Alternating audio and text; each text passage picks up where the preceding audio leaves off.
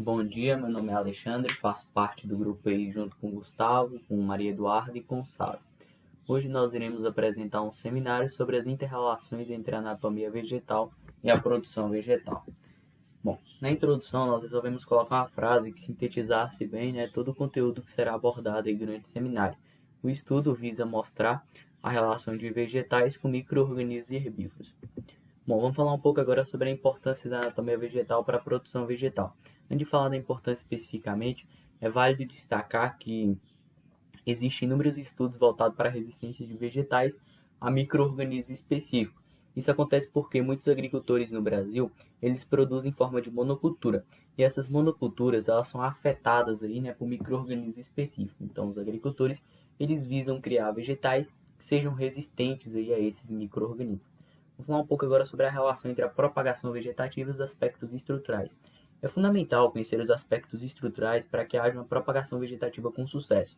Conhecer, por exemplo, as potencialidades dos tecidos vegetais, a potencialidade de sua regeneração, por exemplo, é fundamental. Além de ser fundamental, ter esse conhecimento também para a coleta aí de amostras. Vamos falar um pouco também sobre a relação da organização estrutural com a nutrição do vegetal. A nutrição do vegetal ela é capaz de alterar a organização estrutural. Se pegarmos um vegetal, por exemplo, e começar a fornecer para ele nutrientes, seja ele micronutrientes ou macronutrientes de forma adequada, aquele vegetal ele pode ter ali sua estrutura modificada e ele pode até criar resistência aí contra doenças e pragas. Bom, substâncias na epiderme e sua relação com a produção vegetal. A epiderme ela é composta por diversas substâncias e algumas dessas substâncias elas são fundamentais para a produção vegetal, como por exemplo a suberina e a sílica. A suberina ela pode ser pré-existente ou pode ser depositada após ferimento. Geralmente ela é depositada após ferimento, sendo conhecida aí também como periderme de cicatrização. Ela é muito importante aí, porque ela possui uma resistência contra patógeno. Ela evita que patógeno ou substâncias tóxicas, que seriam excretadas por esse patógeno, entre ali nas plantas. Além de evitar aí a nutrição desse patógeno. Então ela é capaz de cortar a nutrição do patógeno. Sílica. A sílica, assim como a suberina, ela pode ser pré-existente ou pode ser depositada após ferimento. Ela também possui resistência aos patógenos e ela afeta os insetos e fungos. Ela evita aí, que insetos eles ovopositem em células silicificadas e evita aí que fungos eles formem poros nos vegetais. Relação dos estomatos com a produção vegetal.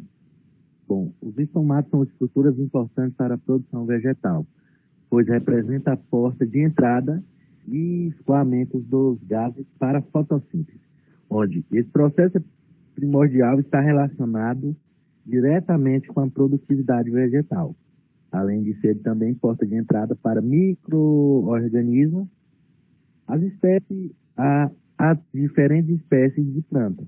E sua variação vai variar como o número, a frequência, o tamanho, a distribuição, a forma e a mobilidade dos estomatos. O que, consequentemente, vai interferir na capacidade fotossintética da planta. Mesmo em uma única planta, a folha vai variar relativamente. Quanto aos estomatos, dependendo de sua forma, seja ela larga, curta, grande, pequena, e sua posição no ramo.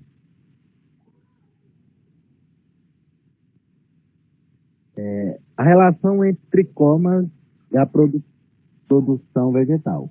Os tricomas, tal como a cutícula e estomatos, também se manifestam de diferentes maneiras. Vai estar de acordo com as condições oferecidas às plantas. Uma das relações mais importantes que a gente podemos citar é a presença nas sementes de algodão. Ou seja, o algodão nada mais, nada menos é do que um conjunto de tricomas, onde o algodão já vem sido utilizado pelo homem há mais de 700 anos. E tem uma grande importância taxonômica. Bom, eu vou falar sobre a relação entre a produção de forrageiras e dos tecidos lignificados. As forrageiras, elas podem ser tanto verdes como secas. Elas vão ser responsáveis pela alimentação dos animais e também pelo revestimento dos locais onde eles dormem.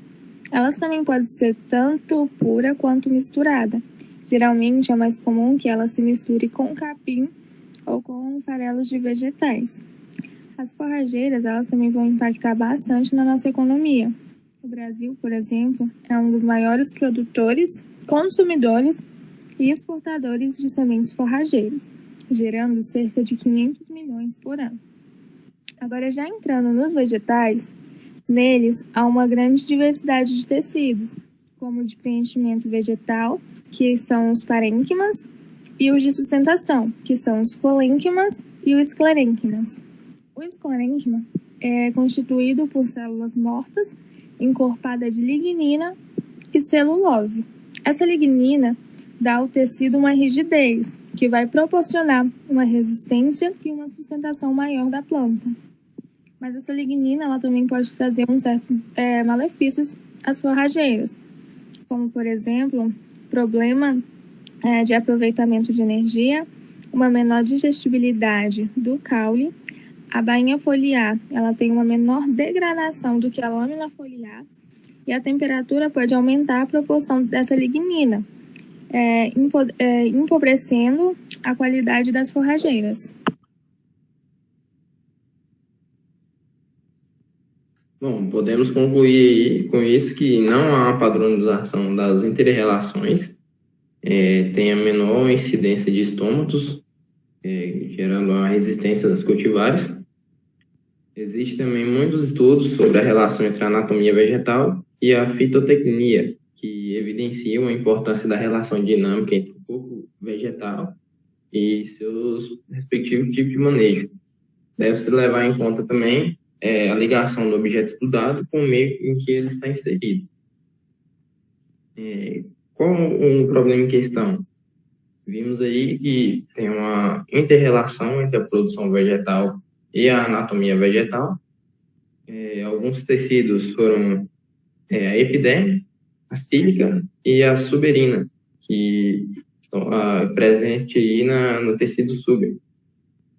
Uma solução foi o aumento da produção vegetal por meio da análise, da anatomia vegetal, e para os avanços tivemos a compreensão aí da diversidade da organização estrutural do vegetal e a sua relação com a produtividade.